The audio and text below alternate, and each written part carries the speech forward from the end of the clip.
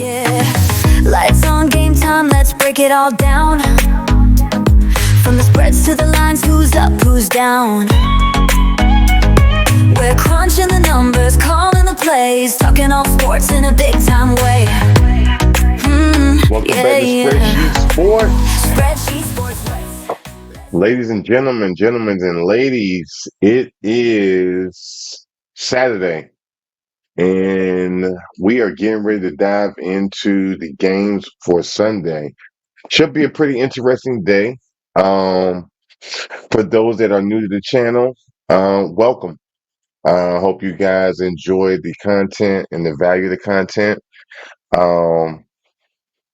At Spreadsheet Sports, we just really try to focus on trying to find games that have entertainment value.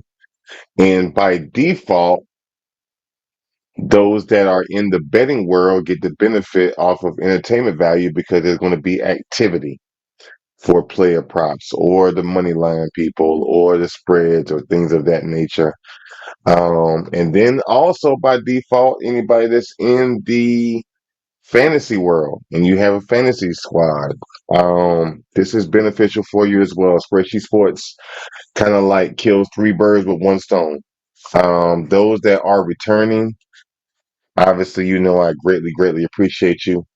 Um, just thank you for the support. Thank you for showing up. Thank you for the views, the likes, comments, all of the above.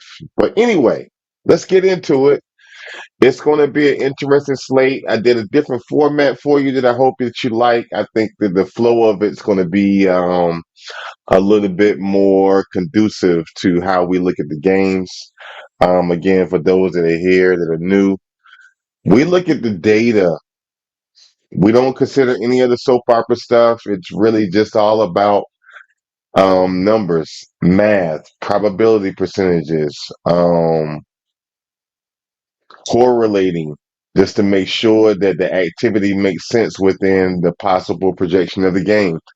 It's a lot of algorithms that I use and the formulas that I use. I just pull out the most important things for everybody to see because I would lose a lot of people if I really just did a live feed and scroll through all of my spreadsheet. And you may want to see that. Maybe I'll do a show like that where I'll just scroll through all of my spreadsheet and all the different tabs so that you can see in the mind of Spreadsheet Sports. But for today, we're going to go through the games, all of the games on Sunday, the early game, all the way to the Sunday night game. I have a different video that's coming out for Monday Night Football because we got two Monday Night Football games. We got another interesting weekend. I also wanted to talk about last week and do a quick recap and just talk about that from the perspective of like what to look for, some possible trends that you don't see right now that may help you bet better. And then we'll dive in to see who's going to win this upcoming Sunday and who's going to fight to the very end. But either way, let's strap in, lock in, focus, make your drink, hit the pause button, roll something up, get focused, get your notepad. I got my notes right here. And let's see how we can make some money. As I promised with the recap, week 5 was interesting, and I'm not going to spend too much time here because I want to do a lot of the time on our picks. But I just wanted to share this with you just to show you where the industry is in regards to their predictions versus what I'm doing. So on the far left, you see data as one of the headers. The green is signifying what games the data said would win based off of probability percentages. Remember, we do math and algorithms. It only got 50% of the games right out of 14 games. It only got 7 games right. Covers predictions, 43%. DR stands for D-rate. D-rate got 36% of the games right. Even if you average D-rate, covers, and my data, it still didn't give them an edge.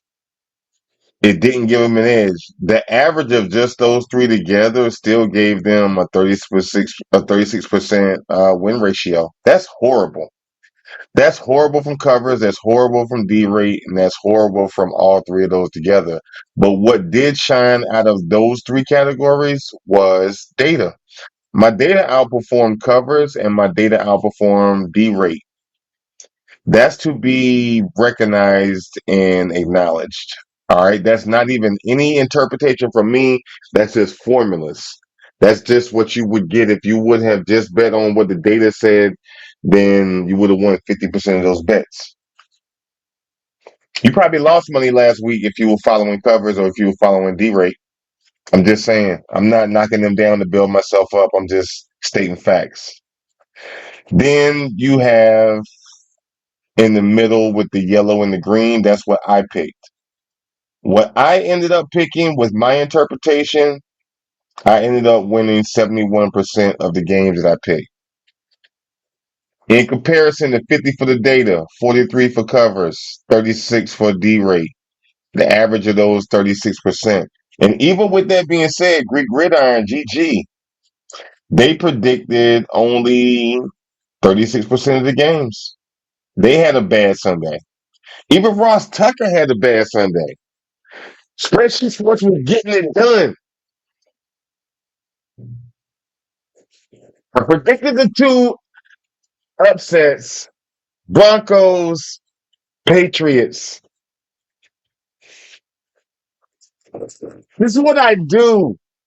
Let's jump into the new games for this week because I'm on one again this weekend.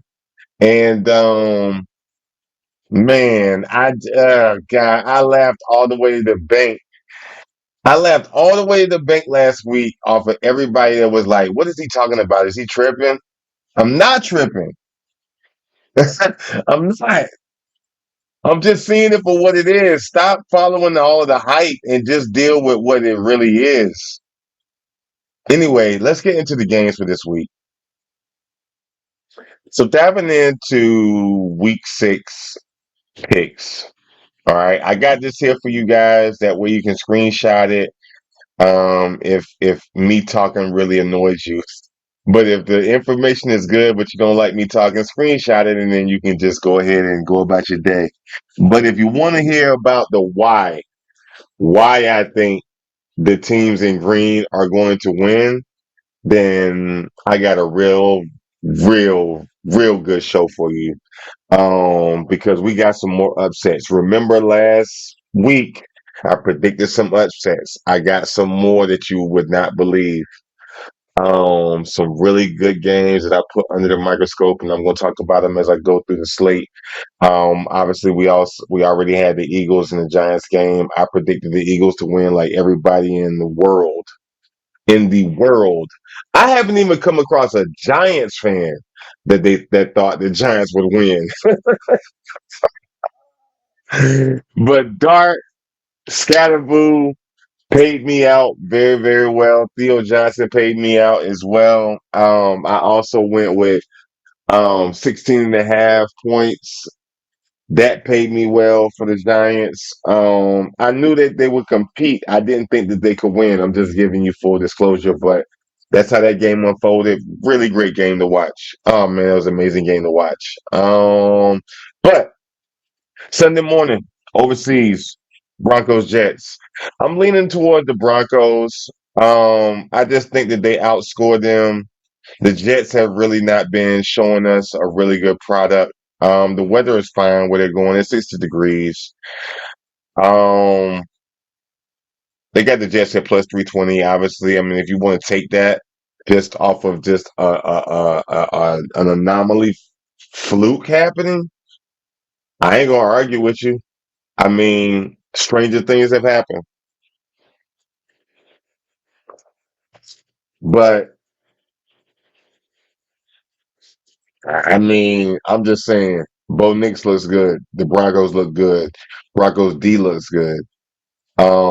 If anything, I take Broncos for points since they're not paying that much for the money line. I'll take them for 21 points. I'll take 20 and a half. You can get 20 and a half, 20.5 at a decent price right now. Um, that's about all I really see in this game because Broncos win the battle at the O line. So the O line is winning. They can protect Bo Nix. He can extend the play, multiple points. On top of that, they win well on the road right now, where the Jets haven't been winning on the road or at home. They just suck.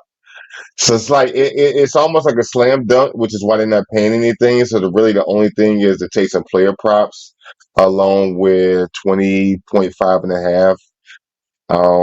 Don't touch the spread. I wouldn't, but that's how I feel about the Broncos game. Browns Steelers. The Browns and the Steelers game, I want to dive in a little bit more. So let's pull that game apart and then we'll come back to the slate. This game is interesting, and I'm gonna tell you why. All right. The Browns defense is something to be like respected. And if you're not, and that's not a part of your thought process, I would implore you to rethink that. Um, I came up with this display because I know how my brain works, but I'm not sure if you're looking at the game the same way I'm looking at it, right? So I'm trying to simplify the complexity of all of this for those that may be new NFL fans or new to sports betting and why you choose certain things for certain reasons. I mean, obviously there's going to be price and how much they're paying for a bet is is something to consider. Probability of it happening is something to consider as well. The common sense of it happening is something to consider as well. Like those are my three boxes to check off. Like, does it make sense that it's going to happen? Is there a high probability that it happens? And is it paying at a decent price? If it checks those three boxes for me, then it's a winner chicken dinner. Um, the Browns defense is pretty good. They're gonna win against the Steelers in regards to their defense because they're going to hold the Steelers to about 180 yards. The Browns are great at this. Okay, this is what they do. This is why, up until Flacco leaving, that is really the only problem that they had. I mean, yeah, who's he got? This Gabriel or whoever he is the quarterback right now. Which is still mind baffling to me why they're not using Shador, but who knows? Anything can happen. This gentleman could get something minor like a concussion protocol, and Shador gets to play. And I hope he's going to be okay if there's a concussion protocol, but that would be great to see Shador in this. But even let's not deal with Shador, let's just deal with Gabriel. It's kind of like a Flacco scenario. If Gabriel can just get them in position to score twice in a field goal and score 17 points, I think that the Browns have a really good chance. I didn't say this is going to happen, but they have a really good chance of possibly keeping the Steelers to 21. And then it's a touchdown at the end for the Browns to win the game, especially if maybe if Shador is playing. If Gabriel is playing, it's going to be some dump offs, which is why you see the bets that I have down here. Quinshon Judkins, I like him for the 11 reception. I mean, the receiving yards,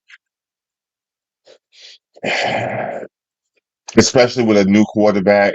Like he gonna be trying to find anything he can to dump off to Quinshon makes sense to save him. Um,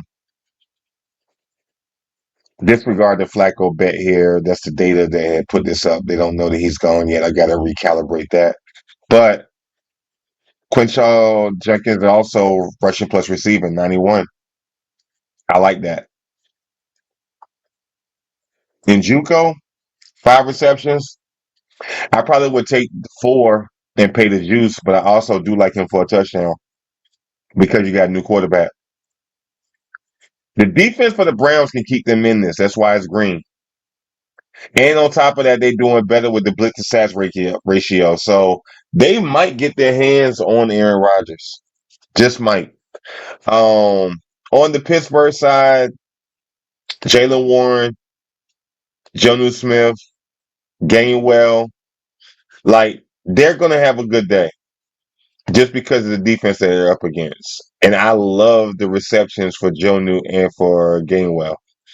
Um, just because Aaron Rodgers might get into a little bit of trouble because they're up against a team that does really well with the blitz sack ratio. Like they put their hands on the quarterback when they do blitz, but they only blitz 6 times a game. Versus a Steelers package who's tough on defense, they're going to blitz you 14 times a game versus 6.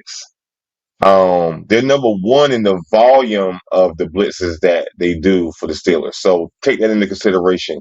They're going to jumble things up, and that might be where Gabriel gets discombobulated, forces some turnovers. And they and the Browns prior to Gabriel do turn the ball over almost 2 times a game. We'll see, but this is what I like about this game. I mean, I would definitely take points, and I would definitely take Njuko, and I like Gainwell, and I like Jonu. But definitely take the Steelers for 16.5 points. That's a really good bet to take. Looking at where we left off, um, Cardinals and the Colts. It's really not a whole lot to talk about with that game because we know by now that Murray is not going to be playing, or there's a high probability he's not playing. If he's not playing, there's not really much to worry about there. They'll get some production with the backup quarterback, but I like Indiana Jones. I love Indiana Jones in this game. I love him to do clock management. The books obviously also love Indiana Jones. The books got 27.5 for the Colts versus 19.5 for the Cardinals. Which one would I take on the points? I honestly gotta say I would probably eat some of that and pay some juice on the Colts game. Um, I want to take them for 23.5. I don't want 27.5, but I'll pay the juice because I'm gonna add on a player prop for that game. Um, Yeah, that's what I like with that game. I mean, because the other part of it is that both teams are dealing with a defensive line that they can't handle. Like both teams lose at the line, and they are going to allow the defensive line to dominate them. The only thing the coach really have on their side is Indiana Jones' performance, and as well, um, the fact that they win at home very well. They won every game at home, so they got a home field advantage per se. Versus the Cardinals that win only half of their games on the road, but on top of that, they got some injuries. So Cardinals got more injuries. Kyler Murray possibly out. Indiana Jones doing his thing. Colts on a tear. They win at home. Yeah, give me the Colts on this game. If you want to do the money line, but I mean it's -310. It makes no sense to do money line. You can either do points, take 23.5 on the points, and take some player props. If you took the spread, I will only take the spread by 6.5 as my cap. I wouldn't do more than 6.5. Don't get too excited. Cardinals aren't going to go away completely dead because they got a lot of weapons, and the backup quarterback could, in fact, activate those weapons. But just from sheer data, Colts are going to be my guys. Um, Rams and the Ravens. I want to dive into that one a little bit more. Let's look at that under the microscope and let's see what we got for that game. The Rams and the Ravens coming into this game. Um, Rams got 3 wins. Ravens got 1. You got Cooper at the quarterback. Lamar, I mean, maybe he shows up on Sunday an hour before the game is active, but as it stands right now, we got Cooper. And I'm inclined kind of to not all the way be like they can't they can't win this game. I'm not gonna say the Ravens can't win this game just because Lamar's out. Okay?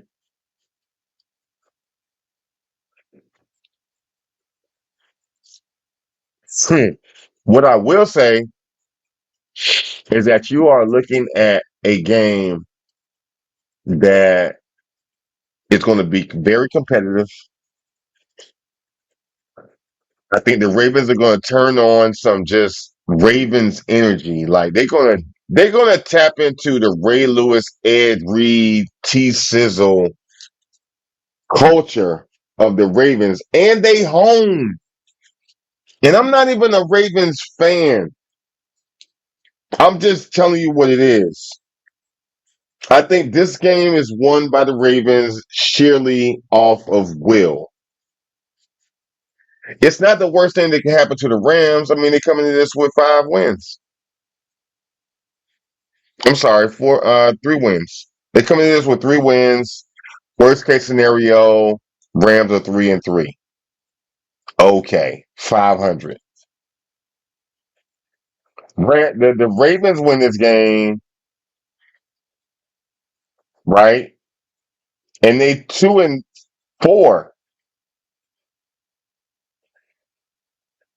2-4 going into the bye and getting Lamar back is a really good position for the Ravens. Whoever the hype man is in the locker room for the Ravens, he needs to get a bonus if they can pull this off. You got Derrick Henry, Rashad Bateman, Mark Andrews, Zay Flowers, Hill. Like, what are we talking about? Even if this get into a shootout, Cooper should be able to participate in the shootout and take it to the very end. And the Ravens defense, along with the fact that their defensive line is back, right? The guys that were hurt. I don't see why the Ravens can't tap into that animal energy of that era. Like, you know what I mean? Like, how do you not? Your season is on the line. You just need this. Give it everything you got. You got a bye coming up, and then you get Lamar back. You'll be okay. Give it 130%. I think the Ravens give 130% if Harbaugh can get them ready. I got friends that are like they want Harbaugh fired, and I'm kind of with them. And then on top of that, they talking about Zach Orr, he got to go as well, and they want them going. That's how bad the fans are. They want them going now, which I can understand. And I also think that I think Henry on the take, yo. I think he gambling, but that's a whole nother show. Um, don't sue me there, Henry. I'm just telling you what it is. You didn't fumble at Tennessee. All of a sudden you do now, and y'all lose games. I kind of think you was on the plus cheese of it all. I'm just saying.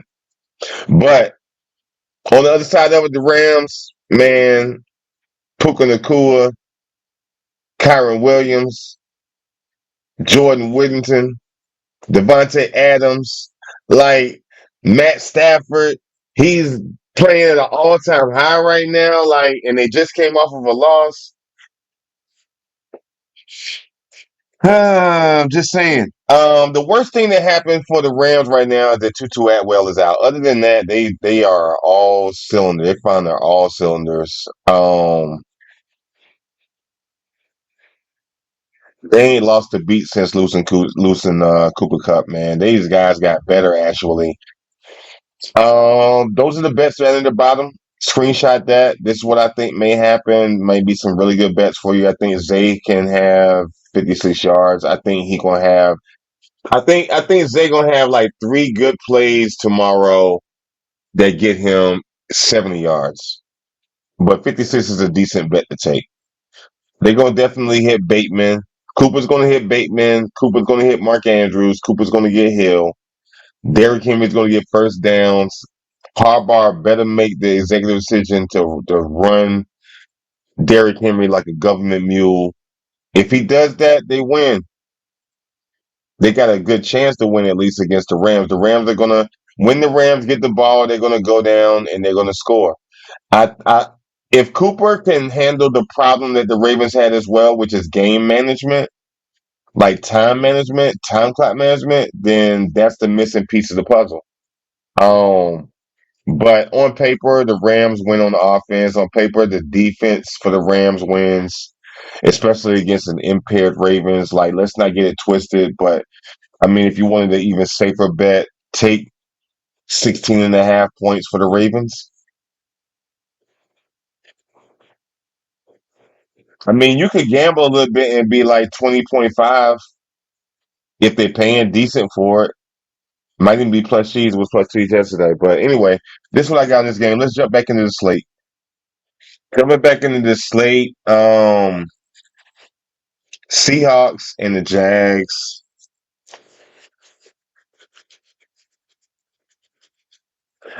I'm going with the Seahawks in this game. They got some injuries, but they win at the line. And right now, they playing very, very good. The weather's going to be good. That's not going to be a factor. The Jags are coming off of a high of beating the Chiefs, and they play their asses off, and they deserve that credibility. I haven't really seen the Jags win two big games back to back. Just watching their seasons over the years. So with that said, I'm leaning Seahawks in this game. I'm coming to respect them. Here's the thing though, they got two good bets if you go either way. It's like a pick 'em between either one. You really don't lose going against either side, you know what I mean? So you could take the Jags, and I even see an argument for the Jags to win the game. Um, do I think it's as high scoring as the books are saying? No, I don't. Like they got 23.5 for both of the teams on the points, where I think I would only be comfortable with choosing the Jags for 20.5 on points. Maybe you take the plus 2.5, plus 3.5, pay the juice for the Jags on the spread for the plus cheese. Interesting game. I'm not touching it to be honest, but if like gun in my head, make a decision or give me your wallet, I'm going with the Seahawks in this game. Cowboys and the Panthers.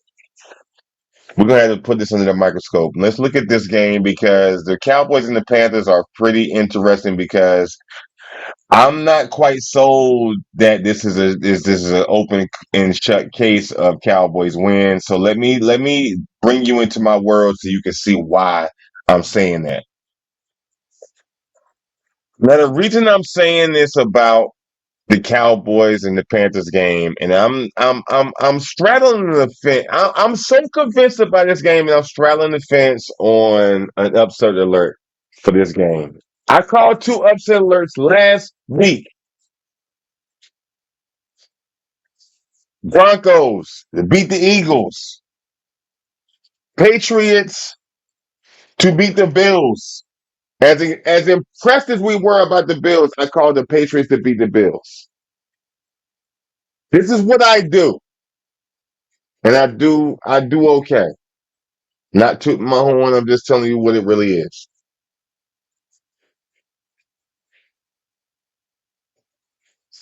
And I think that the Panthers can beat the Cowboys in this game.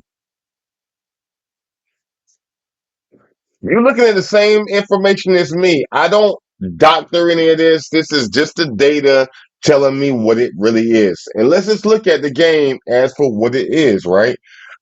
I see a lot of activity that can happen in this game, pending off of dealing with what it really is, right? Let's just compare the teams. You got the Cowboys, which is they basically committed to being a run team.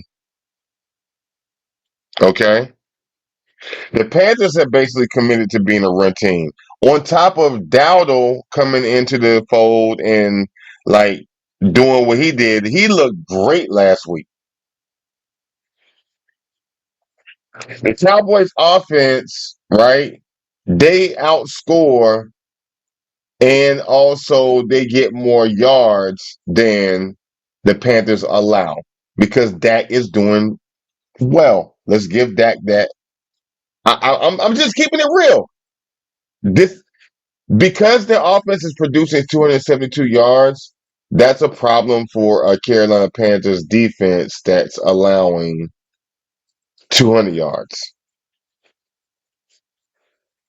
Can the Panthers keep them to around 200 yards? If the Panthers defense can keep them to 200 yards, and I'm still stuck on whether or not the Atlanta game with the Panthers was a fluke or if it was real. Like, was Penix dealing with a new baby mama that just told him that she's pregnant, or a whore told him that she's pregnant? I don't know. But Penix had a horrible game. The Panthers had some pick sixes, and that's what happened. But here's the reality of it all: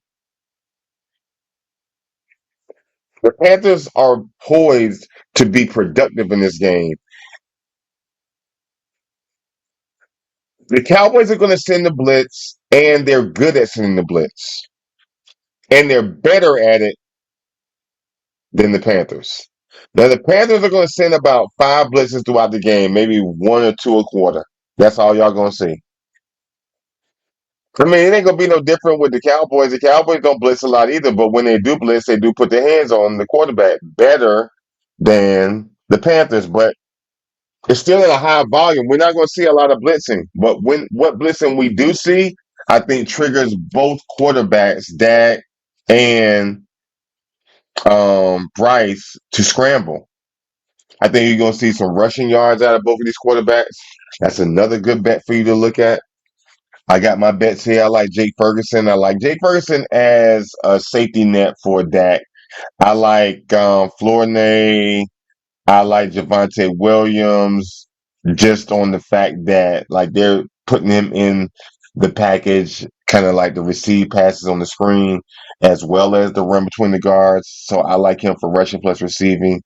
I like Dak in this game to get to 40. I like Dak actually to get about 250 yards of passing this game. The Panthers got another number 15 defense. You know what I mean? They got 2 wins under their belt, which is respectable. The Chiefs got 2 wins. I mean, you know what I mean? You got to call a spade a spade. But ultimately, I think the Panthers win this game because they're home and they're more disciplined. They don't have as many penalties as as their opponent. And their opponent, you know what I mean, is just undisciplined and as well suspect, if we're gonna be real about it. Cowboys always show us that they might be real, and then they show us that they're not. And this might be the game where they show us they're not. Damn it, I'm calling the upset alert. The Panthers are going to win this game. The Panthers are going to win it. I'm going with the Panthers to win this game. I'm putting my money where my mouth is. I needed to talk about it and talk it out. This show is therapy for me. Panthers are going to win this game 27-24. 27-24, mistakes on the Cowboys side. Dak is going to throw an interception. It's not going to be a pick six. The Panthers are going to rally on to be 3-3 by week 6. It's going to be a great game to watch. Chargers and the Dolphins game. The Chargers got some serious injuries going on. Um, Herbert is playing really well. You know what I mean? All of his weapons are working well. They should win the game against the Dolphins. ETN and Tua, I just don't think is enough. I could be completely wrong. The data has them barely scoring 20 points. And with that reality, the best I could do is take plus 16 and a half. I meant over 16 and a half for the points for the Dolphins. I think is a really good bet. I'm not sold on doing 23 and a half points for the Chargers, mainly because they're on like their second or third running back, man. They got some injury problems right now, even though Justin Herbert is playing lights out. But I end up going with the Chargers for this game. Um, that's just where I'm at, but it's just not. I mean, they're paying minus 184. I would take that with some player props on that, maybe Justin Herbert as well. Over 1.5 touchdowns. I like. Um, There's some other stuff, but I mean, just look at just the player props for that game and take the money line for the Chargers. That would be a good bet for you. Patriots and the Saints. We're not putting that under the microscope. I'm with the Patriots in the dome. Weather's not a problem. They're gonna be moving fast. Patriots defense as well. I mean, Spencer Rattler is looking good and he's being productive, but I just don't think he can pull it through for this game. They're gonna be competitive. I don't see the Patriots making any mistakes. Drake May is playing like rebirth Tom Brady slash Joe Burrow. I really like Drake May. Hard to go against Drake May and the Patriots defense, how they're playing right now. I really like them. They're paying minus 184. Take it and then add on some player props. Drake May for 1.5 touchdowns is really good. Um, you definitely could take the points for this game. I like 23 and a half over on the points for the Patriots game. I don't see the Saints defense stopping the Patriots from scoring 23 and 24 points. I think it's more like 27-20 for the game, 27-17 for the game. Patriots. So definitely you can get your 24 points out of that game. Titans and the Raiders. Man, I gotta tell you. The Titans and the Raiders, I'm not going to spend too much time on this, or if anything, I'm just going to say the Raiders win this game. The Titans winning them was an anomaly. But at the same token, if the Raiders can't win this game, I'm done with them. I'm so done with them. Gino, Pete Carroll, like, y'all came as a package deal. You're with a franchise that got the money and the resources. You live in Vegas. Life has to be great. You know what I mean? Like, you're in Vegas with all of the professional clean whores. Like, how are you not doing well performing? And you get paid a lot of money, and like life is good. Steak, shrimp, vegan, whatever cuisine that you love, it's the top of the line of it all. And clean whores, and you're making a lot of money. And the weather's decent enough. And you're close enough to California to go fly, to go to the beach if you really want to see some fun in the sun. I'm disappointed in the Raiders, and that's all I got to say. If they don't win this game, they're going permanently to my do not bet list for the rest of the season, and the hell with them. But I'm going with the Raiders for this game. 49ers and the Bucks. Let's look at this one under the microscope, along with the Lions and the Chiefs game. Um,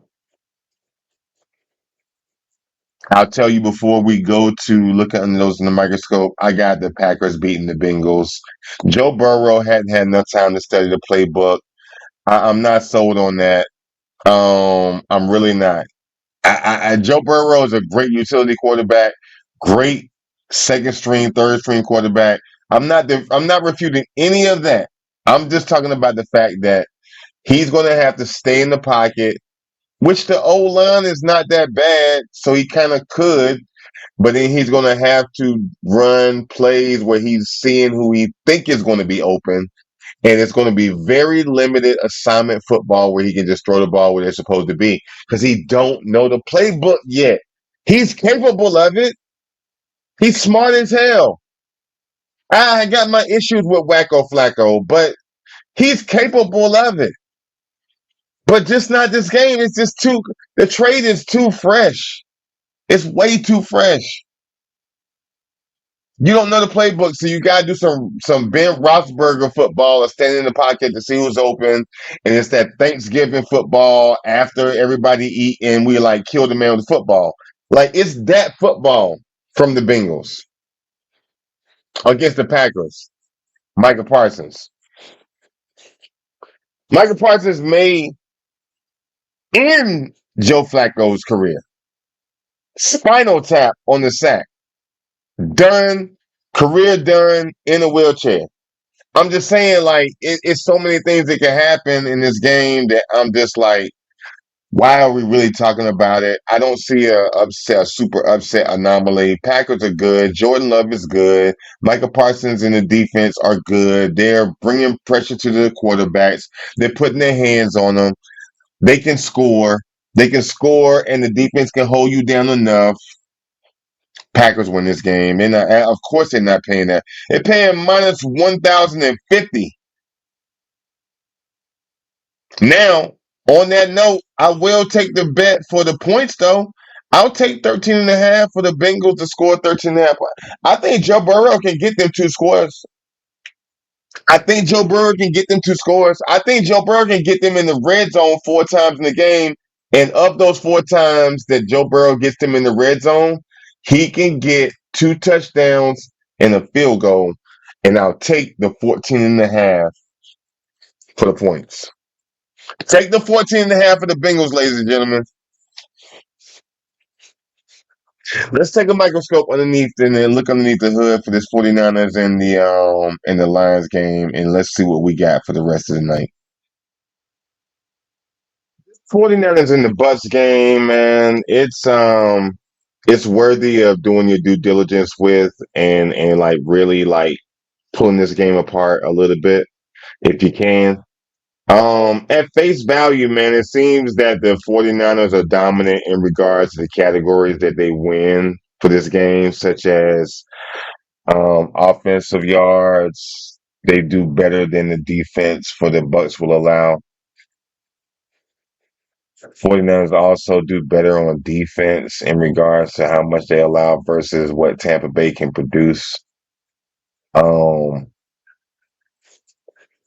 that's at face value. I mean, we know Kittle is out, we know Purdy is out, and we know Jennings is out, okay, for the 49ers.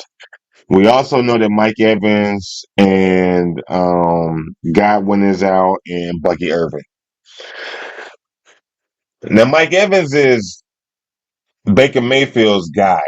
He gives you 1 to 2 touchdowns a game, right?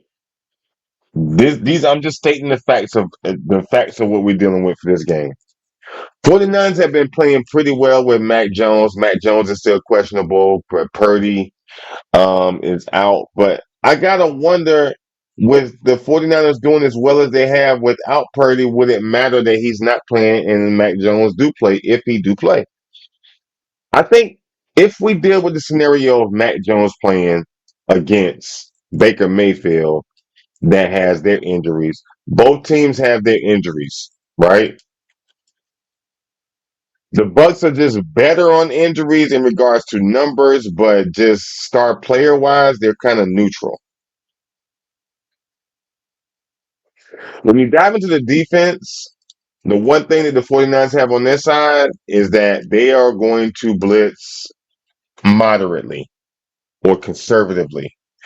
But when they do blitz, they put their hands on the damn quarterback. They may put their hands on Baker Mayfield. With that reality, that's a good bet for you to consider is Baker Mayfield for at least 15 yards in rushing. They're paying pretty good for that because of the 49ers. Also consider this. The Bucks blitz a lot, but when they blitz, they don't put their hands on the quarterback. They just cause chaos. Is that going to like make Mac Jones unsettled in his 3 to 6 drop? Maybe. And even if that happens, okay, he got McCaffrey to dump it off to. He got Jake Tongs to dump it off to. Mac Jones can survive you blitzing him and make you pay dearly for that, which is why I like them specifically for these bets. Take McCaffrey for either receiving yards at 54, which is an easy bet, or take him for rushing plus receiving. I don't really like the data telling me to take the 7 for the receptions, but I mean the data is the data. Um, on the other side of the ball, Baker Mayfield, who does he have? If Jennings is out and Mike Evans is out, who is left? Ibuka. Igugba.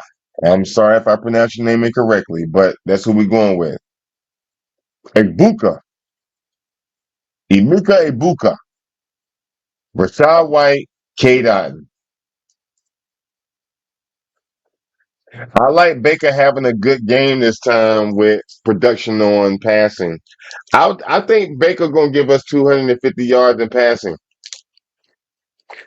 because the 49ers defense is okay. It's better than the Bucks, but it's not stellar. And I see Baker just being Baker right now. Baker is producing without Evans, and he's been without Evans for about 2-3 weeks now, and been figuring it out and still looking dynamic. It's hard it's just hard to go against Baker not having a great day. Screenshot this. This is a really good game to look at for yourself. Um, to do your research for the for Sunday. But I mean, if I gotta choose who wins the game, I want to go Bucks. To be honest with you, I really, really, really, really, really want to go Bucks. I mean, the data says to go to the Bucks way, but at the same time, I respect the 49ers enough. If the Bucks make if the Bucks make one mistake, let me put it that way, and I'm talking about a major turnover. If he, he if Ibuka fumbles the ball, or Cade Otten fumbles the ball because he gets smacked by a linebacker coming across the middle on a pass, or Rashad White, likely, the same. If that happens and the 49ers can get the ball back and they can convert that to points, and the Bucks are playing from behind at home, they got the home field advantage, the cannons going off. I don't know, man. I don't know. But if I gotta choose, I'm going with the Bucks in this game. Baker Mayfield, I really like him. I like the 49ers in this game too. This is a dilemma to the point where you want to fade this game so you don't be wrong. But can't lose what you don't bet. But you lose what you don't bet every time. I'm going into the jaws of the jungle. I'm going with 21 points for the Bucks. 20 it's gonna be 20 and a half. I'm going with Cade Otten for 4 receptions on this game. I'm going with Jake Tongs for 35 receiving yards. I'm going with McCaffrey for a touchdown. And my caveat is going to be the Bucks for the money line. That's what that ticket's going to look like for me. I'm not telling you to do that. I'm just telling you that's where I'm going to go with this game. That's where it's leaning me. And maybe I do everything but the money line for the Bucks and then do another ticket with the Bucks on that same ticket. It's going to be a good game.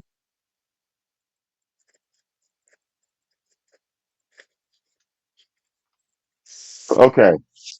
Chiefs, Lions. Rashid Rice will not be back. He's not back until next week. I was all excited earlier in the week thinking he'll be back this game. He's not back.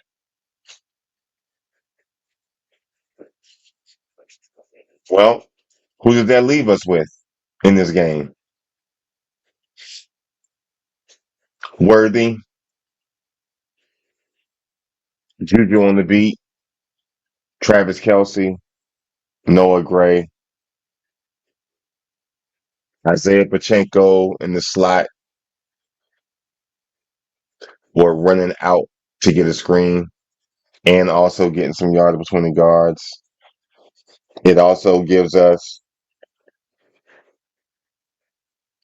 Kareem Hunt to score and running through the guards to get first downs and getting 3 to 5 yards every carry.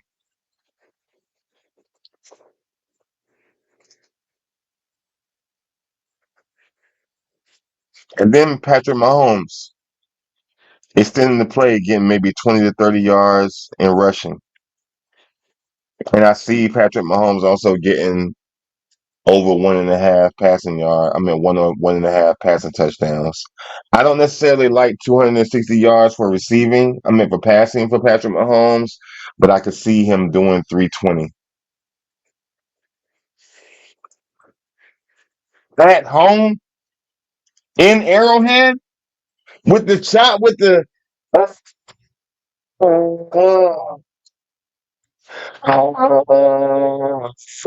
like with all of that going on with Travis Kelsey.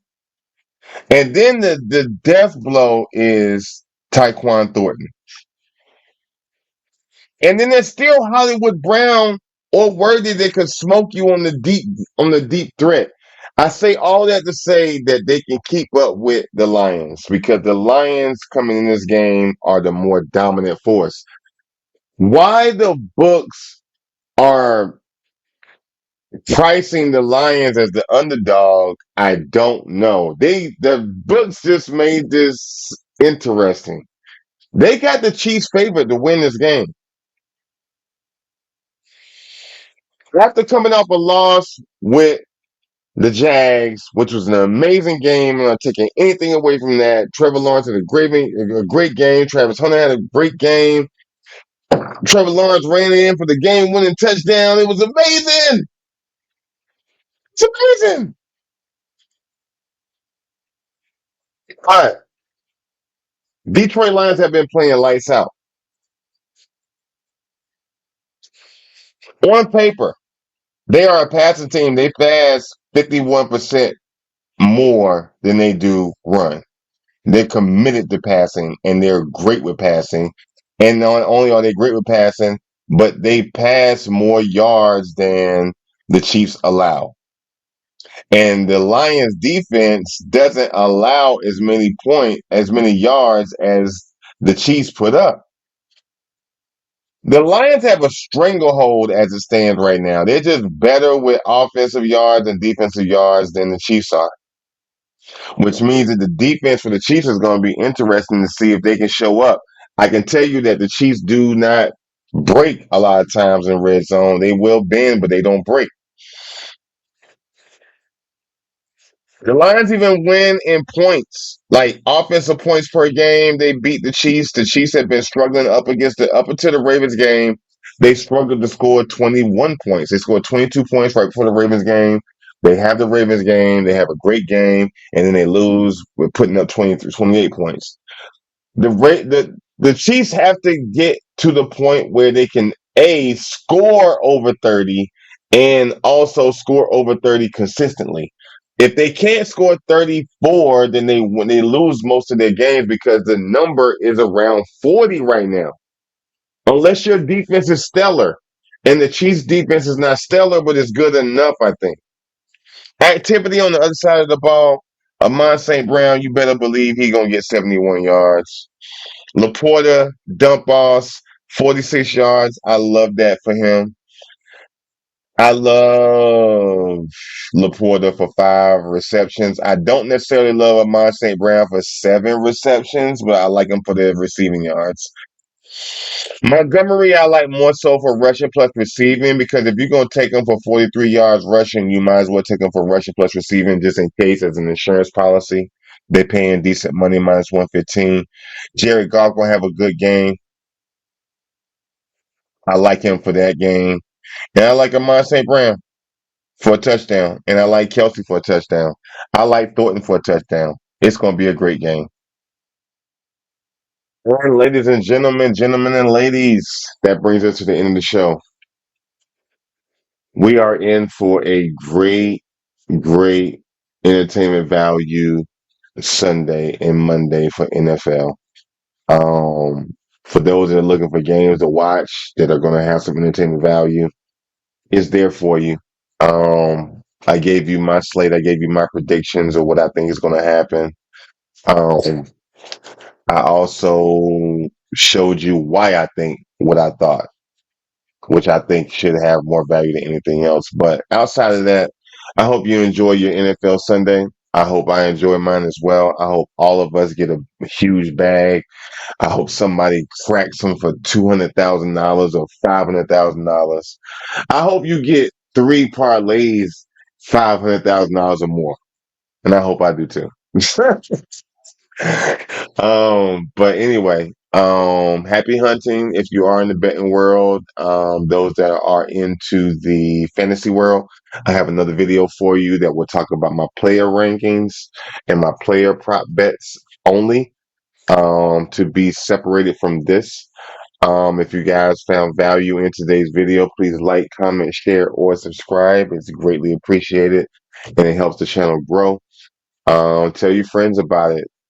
And as well, leave me comments. Tell me what you don't agree with. Tell me what you do agree with. Tell me some angles that you see. Send me what your ticket is. Send me a picture in the comment section of your ticket so I can bet your ticket. I'm all hands on deck for this weekend. Like it's all about making money, period. I don't have a preference of anything. If you think the Chiefs gonna lose, tell me and I'll bet it. I'm also gonna bet them to win. I bet like almost 40 to 50 tickets every NFL weekend. And I'm doing like maybe 20 every day for MLB.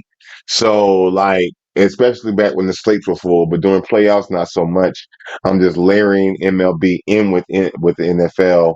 It's been pretty well because the MLB playoffs are going pretty well. But anyway, happy Saturday, ladies and gentlemen. Hope you guys make a lot of money. And thank you guys for tuning into the show. But let's get a bag. Let's crack them. Christmas is on the way. I know you guys need some Christmas money. I could use some extra Christmas money as well and regular money to do whatever I want to do, whatever that is. And I want you to have the same thing as well. Lights on, But game anyway, enjoy time, your let's Saturday. break it Let's all get this money and down. let's keep it moving. From the spreads to the lines, who's up, who's down. We're crunching the numbers, calling the plays, talking all sports in a big time way. Yeah.